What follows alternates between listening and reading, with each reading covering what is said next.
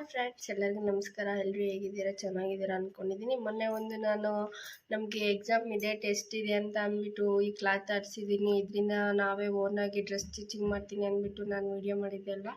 So 2 ದಿವಸ ನಮಗೆ test ನಡೆದಿಲ್ಲ. ಯಾಕೆ ಅಂದರೆ ಒಂದು ಹುಡುಗಿ ನಮ್ಮ ಜೊತೆ ಬರ್ತಾ ಇದ್ದ ಇನ್ನೊಂದು ಹುಡುಗಿಗೆ ಅವರಿಗೆ ಅಂದರೆ ಸ್ವಲ್ಪ ಮೇಜರ್ ಆಕ್ಸಿಡೆಂಟ್ ಆಗಿತ್ತು. ಹಾಗಾಗಿ ನಮಗೂ ಕೂಡ ಇನ್ಫಾರ್ಮ್ ಮಾಡಿದರು, ಹಿಂಗೆ ಆಗೋಗ್ಬಿಟ್ಟಿದೆ. ಅಂದರೆ ಲೈಟಾಗಿ ಏನು ಮೇಜರ್ ಅಂದರೆ ಅಷ್ಟೊಂದಲ್ಲ, ಸ್ವಲ್ಪ ಕಾಲಿಗೆ ಫ್ರ್ಯಾಕ್ಚರ್ ಆಗಿದೆ ಅಂತ ಅಂದ್ಬಿಟ್ಟು ತಿಳಿಸಿದರು. ಹಾಗಾಗಿ ಆ ಹುಡುಗಿ ಬರೋಕ್ಕಾಗಲಿಲ್ಲ. ಆ ಹುಡುಗಿಗೋಸ್ಕರ ಅವಳು ಬಂದಮೇಲೆ ಮಾಡೋಣ ಅಂತ ಅಂದ್ಬಿಟ್ಟು ಎಲ್ಲ ಸುಮ್ಮನಾದ. ಒಬ್ಬರು ಕ್ಲಾಸ್ ಮಿಸ್ ಆದರೆ ಮತ್ತೆ ಮಾಡೋಕ್ಕಾಗಲ್ಲ ಅಂತ ಅಂದ್ಬಿಟ್ಟು ಸೊ ನಾವೆಲ್ಲ ಬೇರೆ ಎಲ್ಲ ನಮ್ಮದು ಎಕ್ಸ್ಟ್ರಾ ಏನಾದರೂ ಕ್ಲಾತ್ ಇದ್ದರೆ ಅವೆಲ್ಲ ಡ್ರೆಸ್ ಸ್ಟಿಚಿಂಗ್ ಮಾಡ್ಕೋಬೋದು, ಅದಕ್ಕೆಲ್ಲ ಏನಿಲ್ಲ. ಹಾಗಾಗಿ ನೋಡಿ, ಇವಾಗ ನಾನು ವೇರ್ ಮಾಡಿರೋ ಡ್ರೆಸ್ ಬಂದುಬಿಟ್ಟು ನಾನೇ ಸ್ಟಿಚ್ ಮಾಡಿರೋದು.